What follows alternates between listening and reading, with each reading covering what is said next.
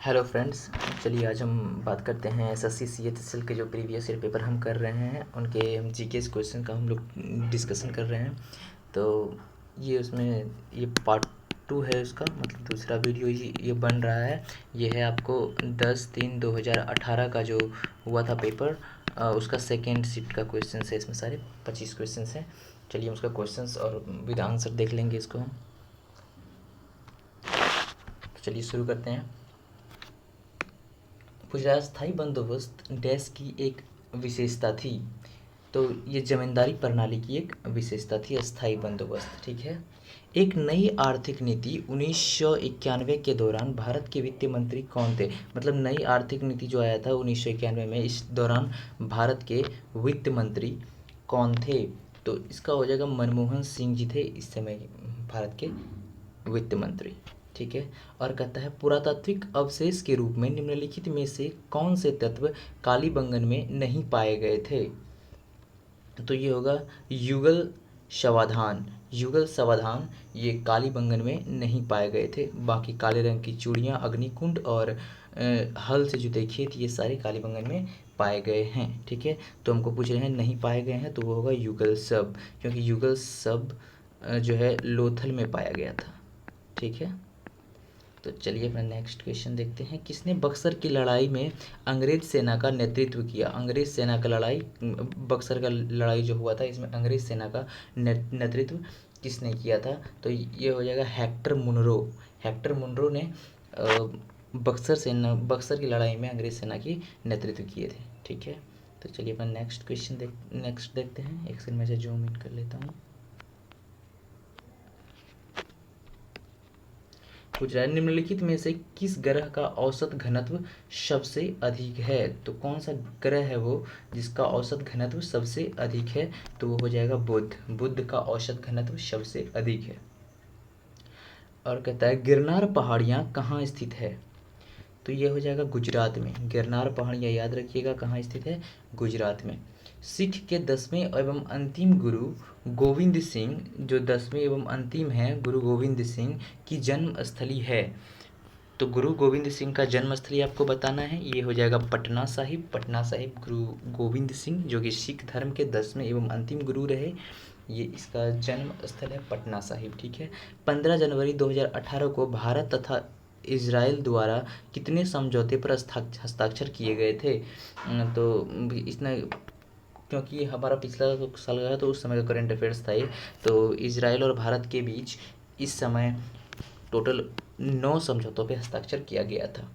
Cricket में योगदान के लिए किस खिलाड़ी को वर्ष 2018 में पद्म भूषण से सम्मानित किया गया? तो अपना हो जाएगा इसका महेंद्र सिंह धोनी, ठीक है। महेंद्र सिंह धोनी को इस समय क्रिकेट खिलाड़ी जो थे इसको पद्म भूषण से सम्मानित किया गया था। भारत के किस राज्य की सीमा पाकिस्तान से नहीं मिलती? तो क्या ध्यान दीजिएगा, नहीं मिलती है हमें पूछा जा रहा है। तो ये हो जाएगा हिमाचल प्रदेश। बाकी गुजरात, राजस्थान और पंजाब, इन तीनों राज्यों का सीमा पाकिस्तान से लगती है। सिर्फ हिमाचल प्रदेश हमारी इन ऑप्शंस में ये हैं जो कि भारत पाकिस्तान के साथ अपना सीमा शेयर नहीं करता। तो चलिए नेक्स्ट क्वेश्चन देखते हैं। तो यहाँ कहता है निम्नलिखित में से किसमें नायलॉन का उपयोग किया जाता है? तो देखिए यहाँ पे लिखा हुआ है अपना स्लीपिंग बैग, पैरासूट, दांत साफ करने के ब्रश। हम जानते हैं कि इन सभी में नायलॉन का यूज़ होता है। तो सभी विकल्प सही हैं, ठीक है। तो अब देखिए ये क्वेश्चन है, इसको ये थोड़ा है, इसमें थोड़ा कुछ ज़्यादा ही याद रखना पड़ता है, तो उसको देख लीजिएगा ठीक से। कहता है स्तंभ क जो है इसको स्तंभ ख से आपको क्या करना है, मिलान करना है, ठीक है। तो यहाँ पे आपको कह रहा है कार्बन। कार्बन से हम देखिए कार्बन क्या जानते हैं, हम कार्बन का यूज़ कैसे करते हैं, हम कार्बन का यूज़ करते हैं ईंधन के तौर पे, ठीक है। और तांबा, तांबा का यूज़ कैसे, बिजली के तार बनाने में हम करते हैं। और मतलब कार्बन का यूज़ ईंधन के तौर पे, तांबा का यूज़ बिजली बनाने के तार के तौर पे, और लोहा, लोहा का यूज़ हम करते हैं मशीन में, ठीक है। लोहा का यूज़ हम मशीनों में करते हैं। और एल्युमिनियम का यूज़ हम खाद्य सामग्री लपेटने में, ठीक है। तो अपना क्या हो गया, 1 का 2, 2 का 1, 3 का 4, 4 का 3, ठीक है, तो अपना ऑप्शन ए सही है। ठीक है,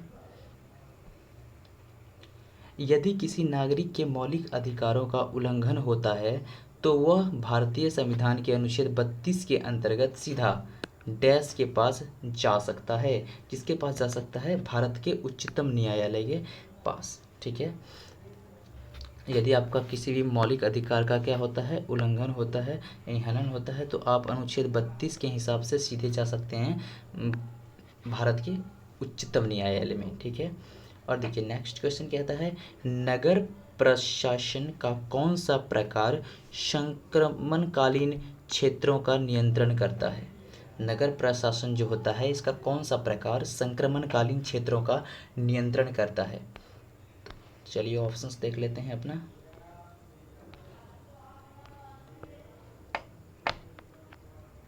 तो दी ऑप्शंस में हो जाएगा नगर पंचायत।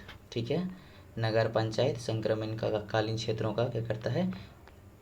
रक्षा करता है। ठीक है, और नेक्स्ट देखते हैं अपना।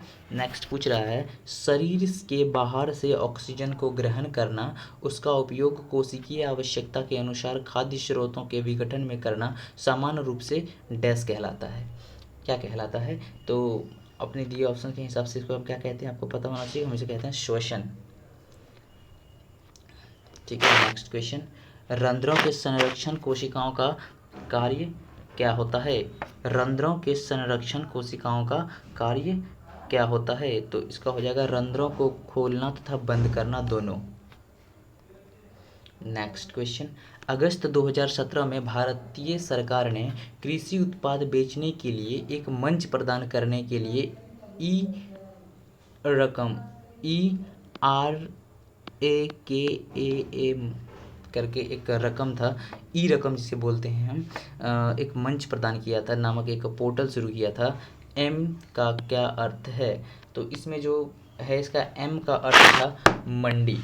ठीक है, तो चलिए हम इसका देख लेते हैं कि फुल फॉर्म क्या होता था। यहाँ पे आपको मैं बता देता हूँ। तो ये नाम था इसका एक सेकेंड में थोड़ा इसको पतला कर लेता हूँ।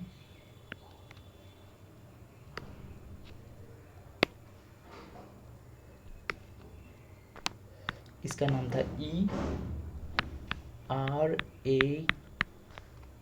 ERAKAM। ठीक है, तो इसमें पूछ रहा था एम का मतलब क्या होता है। तो उसका होता है राष्ट्रीय किसान एग्री मंडी होता था। तो राष्ट्रीय किसान एग्री मंडी होता था, तो एम फॉर मंडी। ठीक है, तो उम्मीद करता हूँ आपको समझ में आ गया। नेक्स्ट देखते हैं अपना क्वेश्चन। नेक्स्ट पूछ रहा है, सारस PT-1N को देश में ही बने परिवहन विमान सारस का उन्नत संस्करण है डैश द्वारा विकसित किया गया।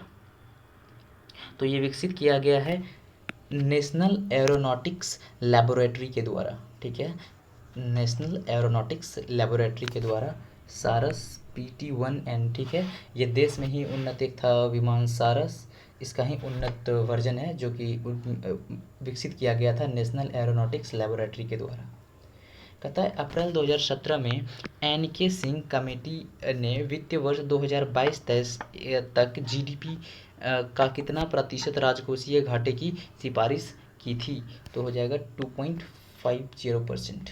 ओके, नेक्स्ट क्वेश्चन, 12 अप्रैल 2017 को संसद ने HIV एड्स रोकथाम तथा नियंत्रण विधेयक 2017 पारित किया। यह विधेयक राष्ट्रीय एड्स नियंत्रण कार्यक्रम को आवश्यक समर्थन प्रदान करता है। इसका उद्देश्य वर्ष डैश तक इस महामारी को समाप्त करने के लक्ष्य को प्राप्त करना है। तो हो जाएगा इसका 2030 तक। ठीक है, नेक्स्ट क्वेश्चन, किसी ध्वनि तरंग की तरंगदैर्घ्य 2 मीटर तथा वेग 250 मीटर प्रति सेकेंड है। इसका आवर्तकाल सेंटीमीटर में ज्ञात करें। तो बोलता था इसका आवर्तकाल हो जाएगा 0.008%।